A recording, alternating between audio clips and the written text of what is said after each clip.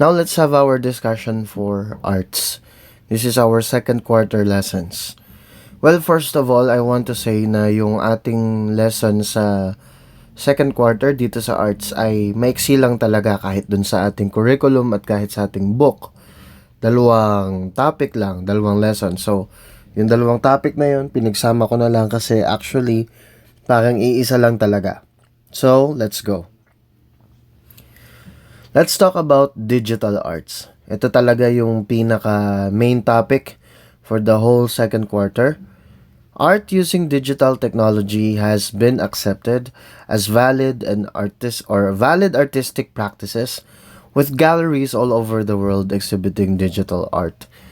So, nasabi dito na eventually sa pag-develop po ng ating mga societies ng mga technologies or digital technology, isa sa mga nakinabang or isa sa mga naapektuhan ng digital technology ay yung ating arts.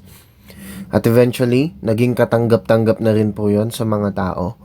People have already accepted na, okay, yung digital technology or digital art ay isang anyo na rin talaga ng sining. To the point na sa buong mundo, meron na tayong mga makikita sa mga museums, sa mga galleries na mga art exhibits na ginawa sa computer, ginawa using digital technology. Now, let's talk about tools for digital arts. Yung mga ginagamit po natin sa paggawa ng digital arts. Well, first of all, we have our hardware tools. This is easy for you because this is something that has been discussed, I suppose, sa inyong mga computer subjects through the years.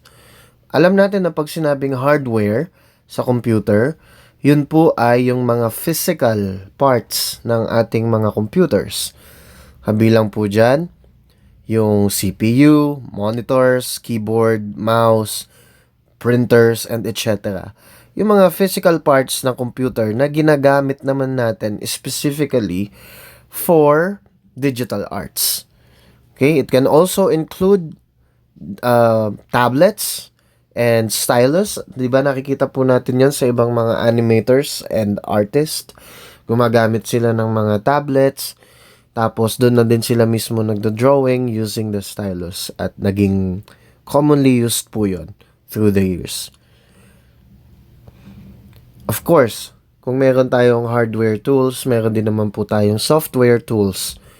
Again, alam na natin to sa computer. Pag sinabi po nating software, ito po yung mga computer programs or yung mga applications. Hindi po natin actually nahahawakan, hindi sila physical, pero nandun sila sa loob ng computer. Nasa program po sila. Now, computer programs that help artists create their digital art. Ito po yung ating software tools. Ang ilan sa example nito, siguro yung ilan sa inyo nakagamit na, yung mga applications kagaya ng Adobe Photoshop, Core iDraw at etc. Sa cellphones, meron din tayong mga apps, mga applications na ginagamit pang-edit ng mga pictures, pang-edit ng mga videos, PicArt ba yun? Or PicArt. Meron din tayong yung sa video, nalimutan ko yung mga pangalan no? May mga video editing tools tayo. So, kabilang din po yon sa software po natin. Okay? So, let's proceed. Isa pa sa kino-consider na tools or tool na gagamit sa paggawa ng digital art ay yung ating mga cellular phones. Since cell phones of today are like computers, many digital art are also made using them. Ayun na nga po, nabanggit ko po kanina na hindi na lang po naging limited sa computers yung paggamit or paggawa ng mga digital arts. Eventually, dahil nga po yung mga smartphones ay dumami na ng dumami yung function. I remember when I was a little kid, cell phones are just for texting and calling people. Pero malaki na yung pakinabang sa kanya. Then eventually, mga siguro around 10 years old ako, 11, nagkaroon na siya ng camera. Nauso na po yung cellphones na may camera pero hindi pa masyadong uso yung mga memory cards kaya onti pa yung pwede mong ilagay sa phone mo na pictures tapos pangit pa yung quality. Pero syempre, nung panahon na yun, sobrang astig na sa amin yun. Tapos, eventually, nagkaroon na rin ng MP3 player sa mga cellphones wherein you can play your music. Pero again, hindi pa ganun kadami yung pwede mong isave at kailangan mo talaga siyang tiyagain na i-download. No? Kaya talagang usong-uso noon yung YouTube to MP3 downloader. Da-download mo siya sa cellphone mo para mapapakinggan mo. Pero eventually, nauso yung mga smartphones, gumanda na yung cameras, nakakapag-access na ng internet, at eventually din nagkaroon na ng mga applications na nagagamit po natin sa iba't ibang mga functions at kabilang na po doon ay paggawa ng art. Now, we're done with the basic tools. Pag-usapan na natin yung mga basic tools, So, pag-usapan naman po natin yung mga forms of digital art. Ano yung mga iba't ibang uri ng digital art? Well, first of all, we have digital images. Well, pag sinabi nating digital images, number one na dyan, syempre, yung digital cameras. Yung digital cameras, sabi dito, capture and save images as soft copies that can be downloaded to a computer or be printed.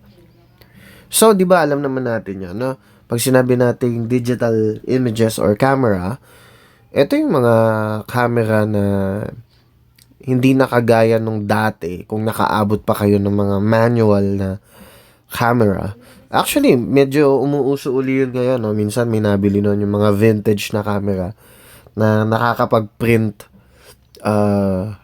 mismo. I mean, pagkakuha mo ng picture, ipiprint na niya ng kusa or ilalabas na niya. So, ganun yung mga cameras before. But, ngayon, alam naman natin na meron ng mga digital cameras. No, na ang sinesave niya, ang kinakapture niya ay soft copy ng image na pwede mo namang isave or i-store sa phone or sa PC. It depends, pwede mo ding ilagay sa USB. Yun po yun. Yun yung digital camera. Now, tuloy lang natin yung nandito sa first point. Images, ito mahalaga to guys ha. Images created using computers are called CGI. Yung mga images na nakikreate natin sa computer, it's either kinunan natin using a digital camera or direct lang natin na inedit sa halimbawa sa mga softwares kagaya ng Paint. Basta, pag nakabuo ka ng picture using digital art, ang tawag po dun sa picture na yun ay CGI. The meaning of CGI is computer-generated imagery. As simple as that. Then, isang example, popular example ng digital images na napoproduce ng digital camera ay yung digital camera na tinatawag nating DSLR. Yung DSLR po, ibig sabihin nun ay Digital Single Lens Reflex Camera. So, alam naman natin yon, siguro nakakita na tayo nun. Medyo malaking camera, medyo kahawig din nung dating camera, pero ang pinagkaiba, yun nga, hindi siya nangangailangan ng film. Dati binibili pa yung film. Lalagay mo yun sa camera para makapag-kolekta siya ng images, tapos ipapadevelop mo pa yung film. Pero ito ngayon, hindi na.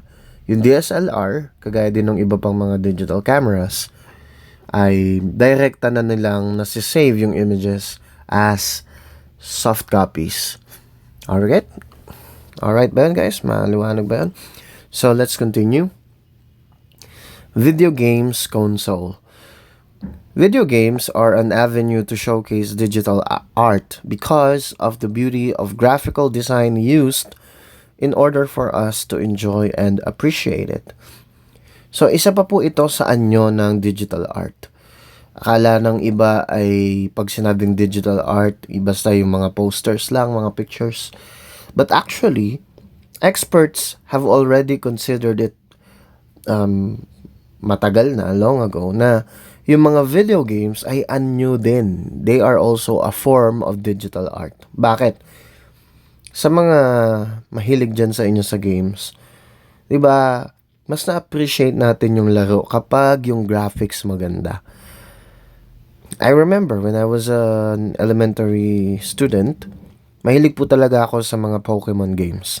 Ang kauna-unahang Pokemon game na nalaro ko po ay yung Pokemon na yellow version. Na-enjoy ko yun sobra. Syempre, bata pa naman ako noon. So, yung appreciation ko and yung standards ko sa sa graphics ay hindi naman mataas. Basta nalalaro ko, basta maganda yung istorya ng laro, okay na yun. But eventually, nung mga nasa 5th grade na ako, sa isang birthday party, may nakita akong isang bata. Yung Game Boy niya ay Game Boy Advanced. So sabi ko, daig yung Game Boy ko. Kasi yung Game Boy ko nung panahon na yun, Game Boy colored lang ang version. So Game Boy Advance yung kanya. Nakita ko, grabe, ang angas. Iba na yung graphics. Mas maganda na yung kulay ng mga Pokemons. Yung movements ng mga characters, mas maganda na. So sabi ko, wow, parang gusto kong magkaroon nun someday. And true enough, yung aming tatay, kahit di naman kami mayaman, dahil siya yung nagtatrabaho before sa Japan, nakabili siya ng second hand na Game Boy Advanced. And yun nga, ang point ko, nakita ko yung improvement ng animation, ng graphics through the years. Talagang nagde-develop siya. Hanggang sa nito mga nakaraan, nagkaroon na ng Game Boy DS. Talagang mas gumanda na yung gaming experience, mas maganda na yung graphics, yung angulo, yung music mismo nung mga games ay magaganda. So, kaya with that, ako mismo masasabi ko, I can attest to that. Bilang isang batang 90s na nakaabot nung sabihin na nating low graphic na mga games, talagang naging isa sa pinaglalabasan ng ang pagiging artistic ng mga tao ay yung pagde-develop ng mga video games or mga video game console. Okay? Then, another form of art ay yung tinatawag natin internet meme. Since digital art is interactive, it evolved and branches out into different aspects and form. A good example of this is the internet meme. These are movements, catchphrase, idea, or medium that is spread from one person through the internet. So pag sinabi kasi nating digital art, isang requirement, bukod sa dapat maganda siya sa paningin or meron siyang idea na kino-convey, dapat ito ay interactive. At pasok na pasok doon yung idea ng internet meme. Kasi kahit common na common yan, dumadaan lang yan sa ating mga Facebook walls. Nakikita natin yan sa iba't ibang mga social media platforms, sa YouTube. Pero hindi pa natin naisip, 'di ba? Ginagawa din siya Usually, 'di ba, may editing na involved. Either video man 'yan or picture, meron siyang format na pag nakita natin siya, automatically, oy, meme to. 'Di ba? So, meron siyang format, may editing, therefore, art pa din siya. Art pa din siya kasi bukod sa may format and editing, may idea siya na pinopromote, merong creativity na ginagamit, at higit sa lahat, merong interaction na nangyayari. No? So, internet meme, tandaan nyo po ito. Kahit yung internet meme ay kabilang po or kinoconsider po nating form of digital art. Alright. The next one is digital painting. Pag sinabi natin digital painting, it is simply a painting that copies the medium and materials used in traditional po yan in traditional painting in a computer software. Kung nakagamit na po kayo ng mga digital painting software sa computer or sa tablets, you know what I'm talking about here. Ginagaya niya yung way, yung style.